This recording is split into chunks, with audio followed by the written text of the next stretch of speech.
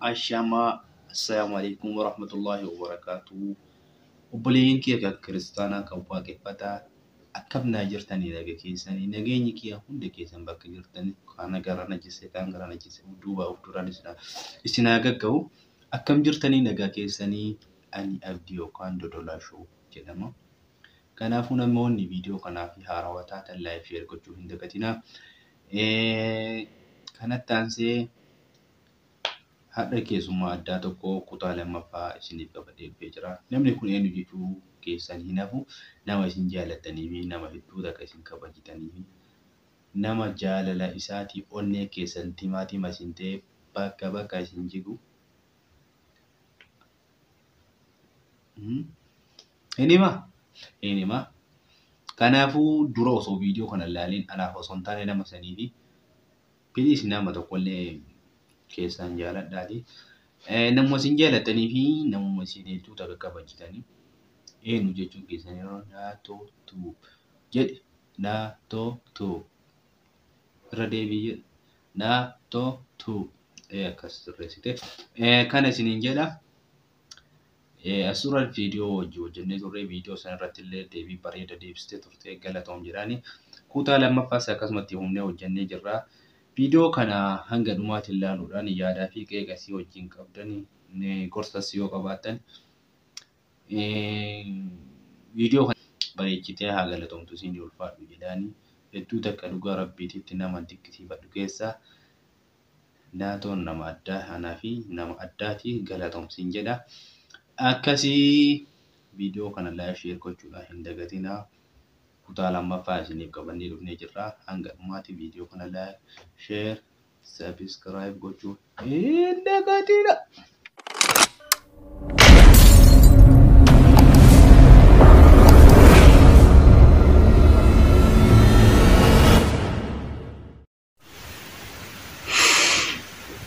Ashamaa harka foone hordoftoota Dodolaa Show akkam jirtu nagaa keessanii kan nan beekneef naatuutu win jedhama. Ani nagaa koodhaa waaqayyoodhaaf galannaa ga'u isinillee iddoo jirtanitti nagaa fayyaa akkanaa taatan waaqayyoorraa abdiin qaba obboleewwan kooyi. Kanatti aansuudhaan mana Dodolaa Showtiif haarawaa kan taatan subscribe gochuudhaan qophii asirratti darban akka hordoftan jaalalaaf kabaja guddaadhaan isiniin gaafannaa. Egaan ijoolleen Oromoo wal jabeessuu qabdi waan ta'eef obboleessa keenya jabeessaa isiniin jechuutii barbaada. Itti aansuudhaan obboleewwan duraan jirtan laayik sheer gochuudhaan gargaaranii isiniin jechuu barbaada. Kanatti aansuudhaan immoo egaa deebi'ee dhufee jira mana Dodolaa Show keessatti gaafii hafee dirqama deebistu malee waan hin jedhameefidhaan kanan dhufe. Gara ergaasaa yookaan gara gaafiisaatti waliitiin darbina jechuudha.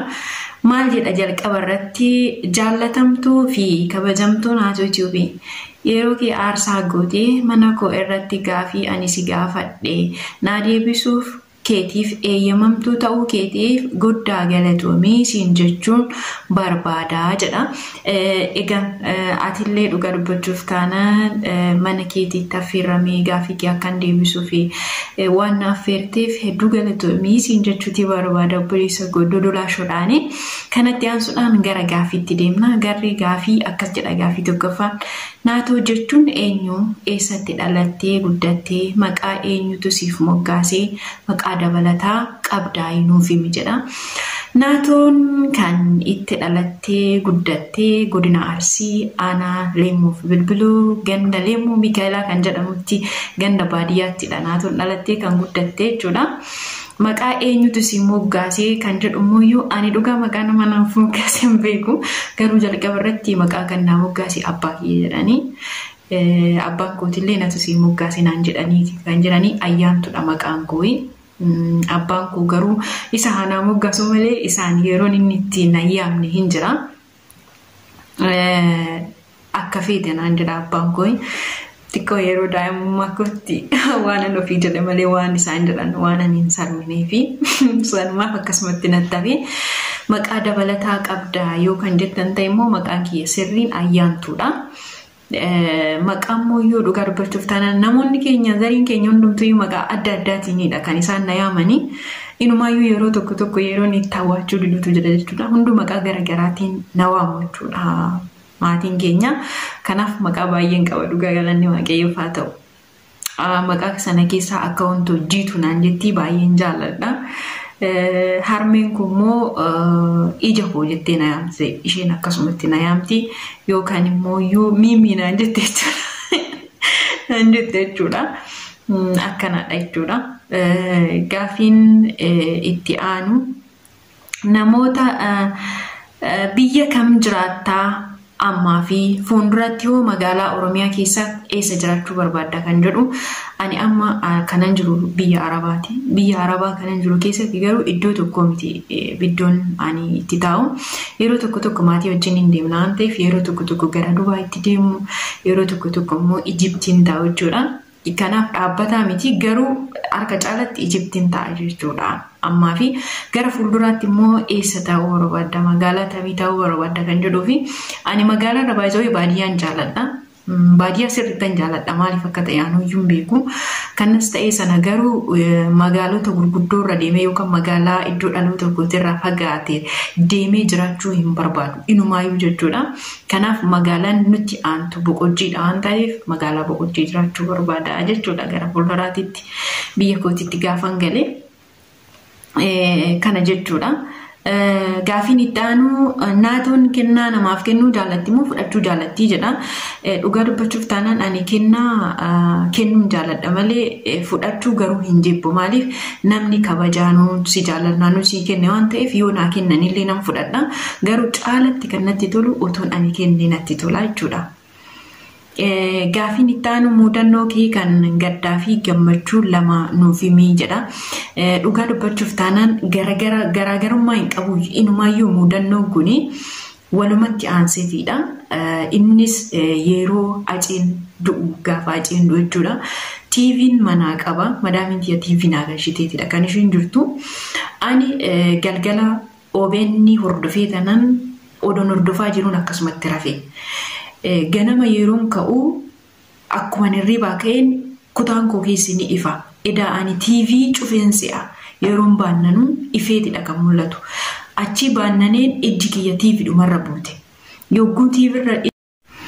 Yogguu ijji kiyya TV irra bu'u suuraa hacee fi shaaman kan boba'u sagaleen immoo sagalee boo'ichaa kan ta'e kan irra godhatame argeen ture.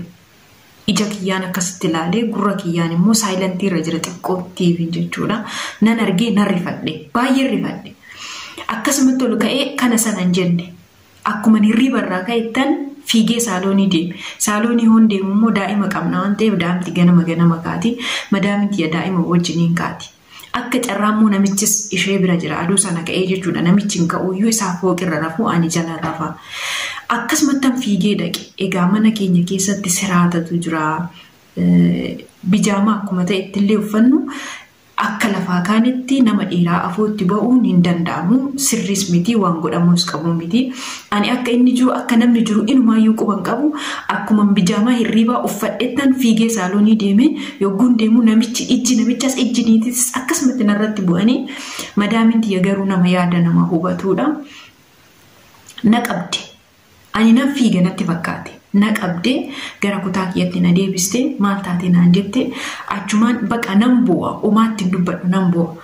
Nan bu'a TV arginaan namatu du'e naan jette. Eeyyen hin jedheen kana bichaa'e na tasgabbeessite TV hin cufte balbala natti cufte raawwattee deemtee daa'ima raffiftee dhuftee na sossobdee xiqqooshii ofitti deebe jechuudha. Maaliif baay'ee rifadhe guyyaa sana rifaatuun kiyya gaddi kiyya. Akkuma jirutti ta'ee mudannoon kiyya immoo namicha afootti akkuma hirribaa ka'etti ba'uu fi namichis immoo kan duraan hin kaane yeroo sana achitti argamu waan ajaa'ibidha. Isa kana jechuudha wal faanaayi.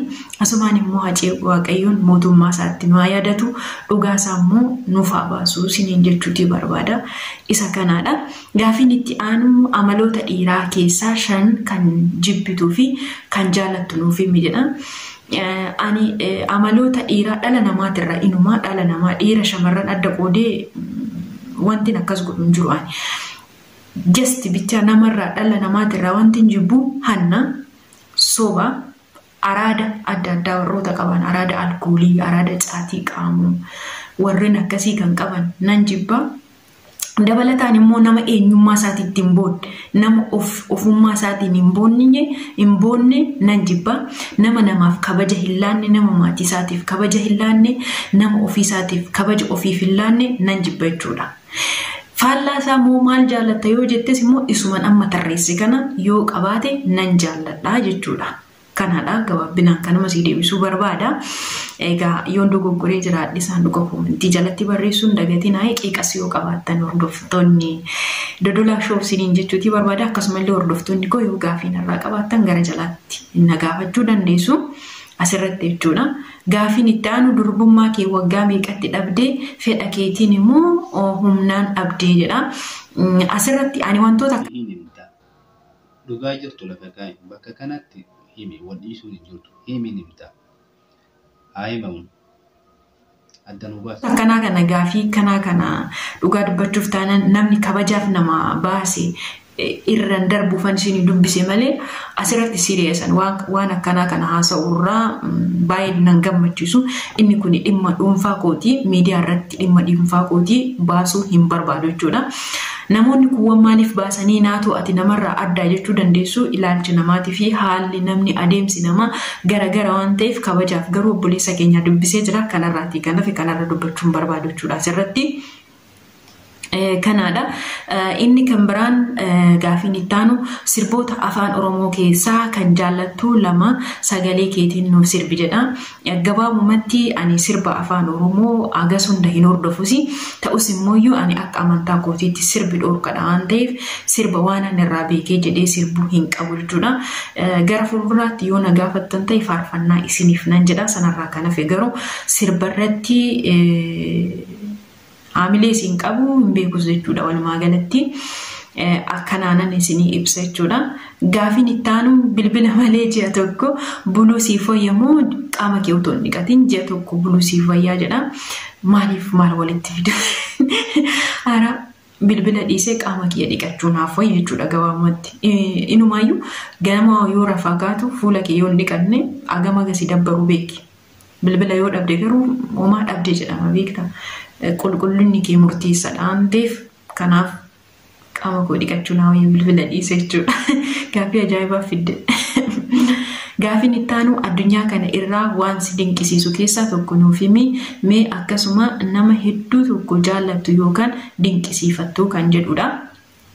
Asirraan addunyaa kanarraa wanti nani baay'ee dinqisiifadhu maal akka ta'e beektu xiyyaara hedduun dinqisiifadha jechuudha. Qilleensarra akkasitti deemee galaanarra qaxxaamuree tulluurra qaxxaamuree biyya sana nama geessuusa wanti qorqorroon akkasitti namaan oofamuunsa egaan waa'een isaa guddaadha. Viidiyoon isinitti dheerata. Kanaaf ani walumaa galatti xiyyaara hedduun dinqisiifadha jechuudha. Addunyaa kanarratti akka xiyyaaraan na dinqisiisu hin jiru jechuudha. Namoota akkasuma nama hedduu jaallattu yookiin fi dinqisiifattu kan jedhu ani namni hedduu jaalladhuu fi hedduu dinqisiifadhu abbaa kooti. Abbaa koo ani nama abbaa koo baay'ee jaallatu baay'ee jaallatudha waan ta'eef abbaa koo nan jaalladhas nan dinqisiifadhas akka itti na guddise akka itti na barsiise akka itti na jaallatus nan beeka waan ta'eef ani jireenya koo keessatti abbaa koo qofan dinqisiifadha jechuudha nama jechuudha. Kanadha. Gaafiin guyyaa har'aatiif obboleessi keenya naa dhiyeesse isa kana fakkaata. Hordoftoota koo waan jaallattaniin hordoftaniif hedduu galatoomaa. Akkasumallee obboleessi koo Dodolaa Show gaafii mana keetiitti akkasitti naaf feeruu keetiif hedduu galatoomii siin jechuu barbaada. Egaan bakka dogoggoree naa sirreessaa baay'ee siin jaalladha baay'een siin kabaja. Horaa bulaa deemanaa.